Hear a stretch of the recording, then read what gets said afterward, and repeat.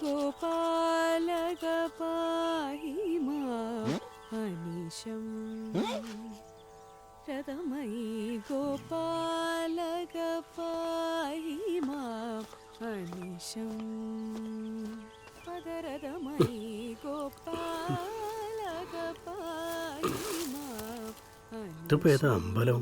അമ്പലത്തിലാണ് ഞാൻ കിടന്നത്. പദരഥമയി ഗോപാലക പാഹി മാം അനീശം രഥമയി ഗോപാലക പാഹി മാം അനീശം പദരഥമയി ഗോപാലക പാഹി മാം അനീശം തവ പദരഥമയി ഗോപാലക പാഹി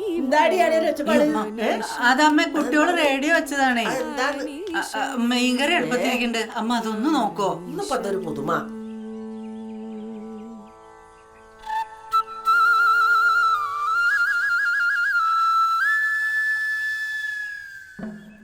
ആഹാ, നല്ല ബെസ്റ്റ് കോമ്പിനേഷൻ. നീ വൈകുന്നേരം ഭജനയും പുഴുക്കൊക്കെ ഉണ്ടാവുകയല്ലേ?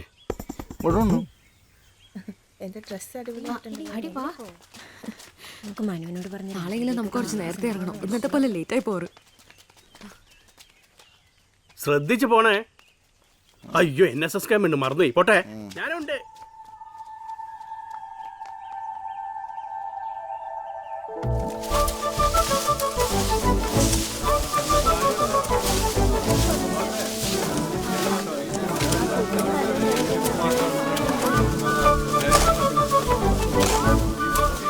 നേരത്തെ മേക്കപ്പ് എല്ലാം പോയണേ.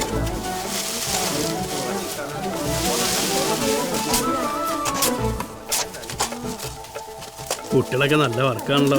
മിടുക്കന്മാരാ. സൈറ്റിൽ പണിക്കാർ കുറവാ. ക്യാമ്പ് സൈറ്റിലേക്ക് മാറ്റിയാലോ?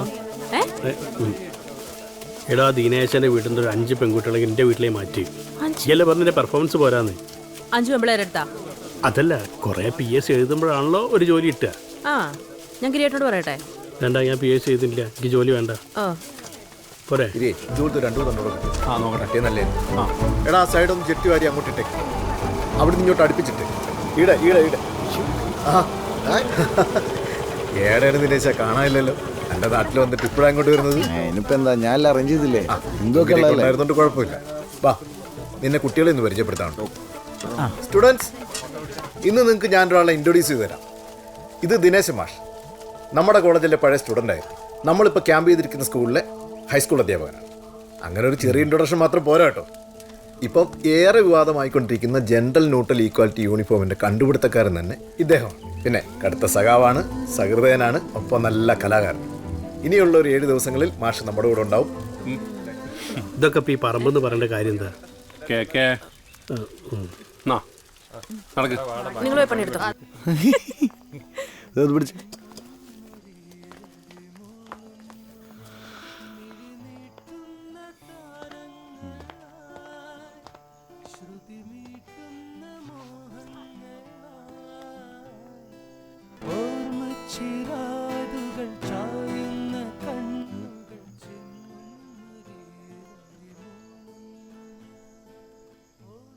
എന്താ ഇതിലൊന്നും താല്പര്യമില്ലേ? ഇൻട്രസ്റ്റ് എല്ലാം ഉണ്ട്, പക്ഷെ നമ്മളെ കൊണ്ട് പറ്റണ്ടേ. അപ്പോൾ രാവിലെ നമ്മൾ പാട്ടൊക്കെ പാടുന്നുണ്ടായിരുന്നല്ലോ. അതിനത് പാട്ടല്ലല്ലോ, പ്രാർത്ഥനയല്ലേ? ആഹാ.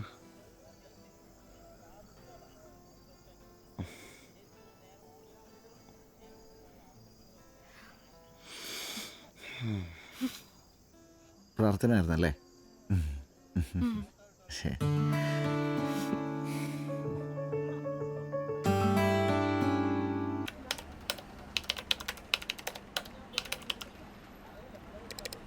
ചേച്ചി, ഇനി ഇന്ന് എന്തെങ്കിലും ഹാക്ക് ചെയ്യണ്ടോ?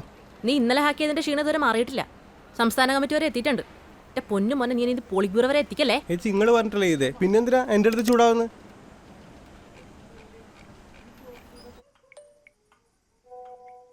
ഓക്കെ, ഇനി ആ വാട്സപ്പിലെ മുകളിൽ വലതുഭാഗത്ത് കാണുന്ന 3 കുത്തില്ലേ, അതിന് ഞെക്ക്.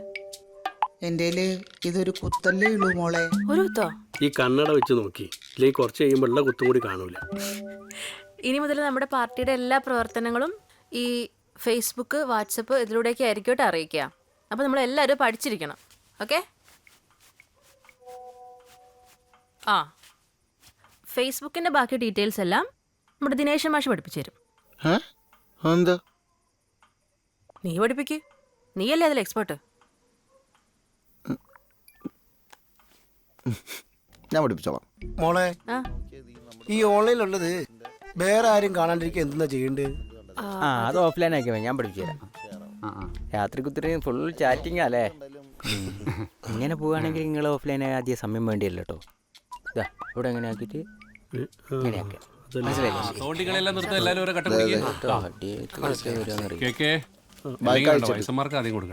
നീ ഭക്ഷണം കഴിച്ചിട്ടാ കഴിക്കാലോ.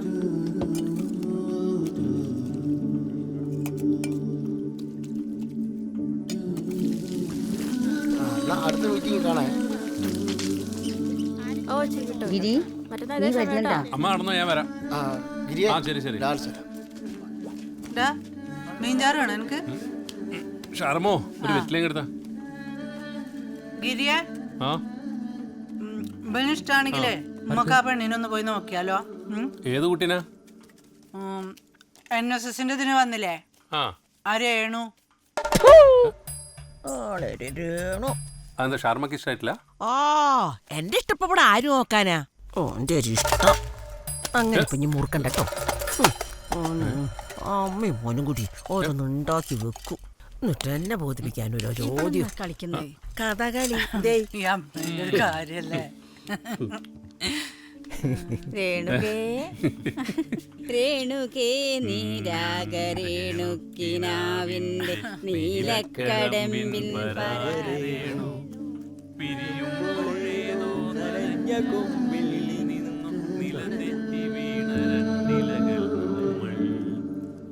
സാവധാൻ, മുഷ്ടിപ്രഭാത് വിഭാഷക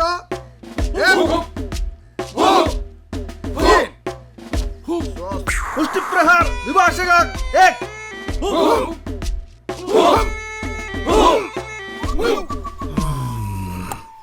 मुष्टिप्रहार दो क्रमशः एक दो तीन स्वस्ति। साथियों विश्राम।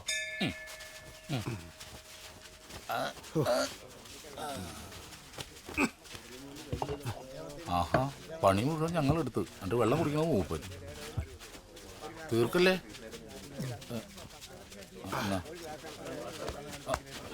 ജി ജി എല്ലാവരും നിക്കറൊക്കെ മാറ്റി പാൻ്റാക്കി തുടങ്ങി. നമ്മളിപ്പോഴും പാൻറ് ഇട്ട ഇതിന്റെ ഒരു ഫീൽ കിട്ടില്ല. നമ്മൾ ഈ കാക്കി ട്രൗസർ ഇട്ടാലേ നമ്മളാവും. ഈ കാക്കി പാൻ്റൊക്കെ എല്ലാ പോലീസുകാരും ഇടുന്നല്ലേ. ഒരു കണക്കിന് അതും ശരിയാ.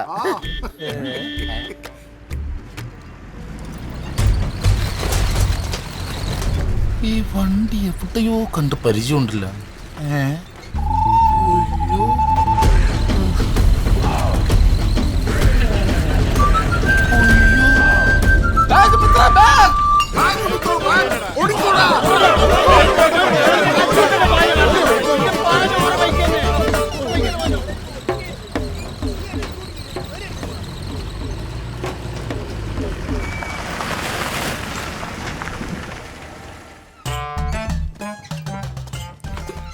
ആ ഇത് തന്നെ വീട്. അമ്മോ, അസാധ്യ വീടാണല്ലോ. ദിനേശിന് ഇനി വേറെ വീട് വെക്കേണ്ട കാര്യം എന്താ? ഈടൊന്നും ആരും കാണുന്നില്ലല്ലോ. ഇപ്പൊ കയറി വെക്കാം. നോക്കാം.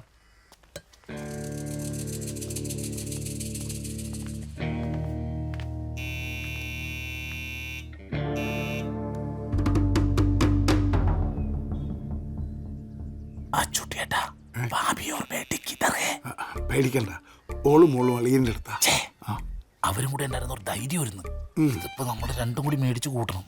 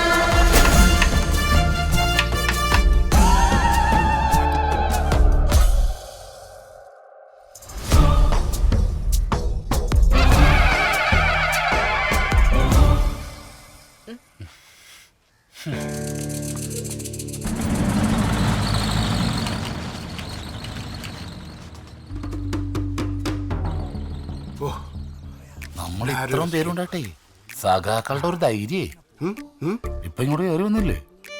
നാളെ മുതൽ നീ വരണ്ട. ഞാൻ വരും. വരണില്ല. ഓ എടാ, നമ്മളെ കൂട്ടത്തിൽ പുറത്തുറിയാൻ കൊള്ളാവുന്ന ഒരു ജോലി ഉള്ളത് നിനക്ക് മാത്രമേ ഉള്ളൂ. ഇവന് ഈ നാട്ടിൽ പെണ്ണ് കിട്ടാൻ വല്ല ബുദ്ധിമുട്ടുണ്ടോ?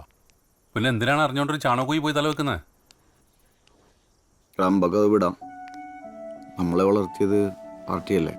നമ്മുടെ ഐഡിയോളജി ആയിട്ട് ഒത്തുപോകാത്ത ഒരാളായിട്ട് എങ്ങനെയാ? വിടറ പിരിയാം. നീയല്ല അഡ്രസ്സ് അപ്പ് പിടിച്ചത്. നിനക്കറിയില്ലായിരുന്നോ ഇവരെ കൊണ്ട് അങ്ങോട്ടാ പോകുന്നു? എന്റെ ഗിരിയേട്ട, ആ കുട്ടി നമ്മുടെ എതിർ പാർട്ടിക്കാരാന്നുള്ള ഇവനോട് പറയേണ്ട കാര്യം എന്താ? ഓ കഴിക്കുകയാണെ കഴിച്ചോട്ടെ. നിങ്ങൾ എന്ത് തന്നെ പറഞ്ഞാലും ശരി, അറിഞ്ഞുകൊണ്ട് ഇതിന് കൂട്ടുക എന്നെ കിട്ടൂല. അവർ നമ്മളെ വർഗ്ഗശത്രുക്കളാ. ഞാൻ പോവാ, നിങ്ങൾ എന്തെങ്കിലും ആക്കൂ. നിക്ക്, ഞാനാക്കി തരാം.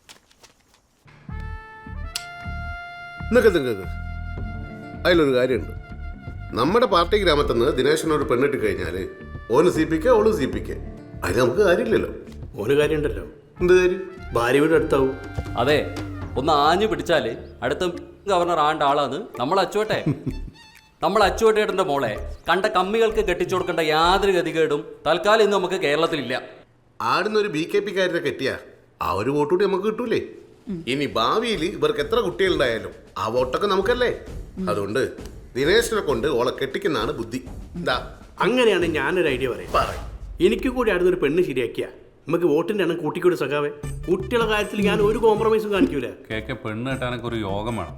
നിലവിൽ നമുക്ക് യാതൊരു സ്വാധീനവും ഇല്ലാത്തൊരു മേഖലയാണ് ചിന്തമംഗലം. ഈ ഒരു വിവാഹം നമുക്കും നമ്മുടെ പാർട്ടിക്കും അവിടെ നുഴഞ്ഞു കയറാനുള്ള ഒരു സുവർണവസരമായിട്ട് കരുതിയാൽ മതി. നമ്മളിപ്പോ പ്രായോഗിക രാഷ്ട്രീയത്തെ കുറിച്ചാണ് സംസാരിക്കുന്നത്. അതിനെ ഞാനും പറയുന്നത്. എനിക്ക് പ്രായം കൂടി വരിക. എന്താണ് ഗിരി, എന്തെങ്കിലും എതിർപ്പുണ്ടാ? ഓന് പ്രായം കൂടുന്നതിന് ഞാൻ എതിർത്തിട്ടെന്താ കാര്യം? അതല്ലേ ഈ കല്യാണത്തെ കുറിച്ച് എന്തെങ്കിലും എതിർപ്പുണ്ടോ എന്നാണ് ചോദിച്ചത്. അല്ല, എല്ലാവർക്കും ഓക്കെ ആണെങ്കിൽ എനക്കും ഓക്കെ. പാർട്ടിയുടെ ഈ ദൗത്യം BKPയുടെ ഉണ്ണീനെ ഏൽപ്പിക്കാം. ഓൻ പോയി സംസാരിക്കട്ടെ. ഉണ്ണി വഴി ഈ കാര്യം അവതരിപ്പിച്ചപ്പോൾ അത് ഞാനൊന്നും അമ്പരന്നു. NSS ക്യാമ്പ് വഴിയുള്ള പരിചയമാണ്. ചോദിച്ചപ്പോൾ അവക്കും വലിയ താല്പര്യമാണ്. പിന്നെ ഇക്കാലത്ത് കുട്ടികളുടെ താല്പര്യമാണല്ലോ പ്രധാനം. നമ്പ്യാർ ഒന്ന് വിളിക്കടാ.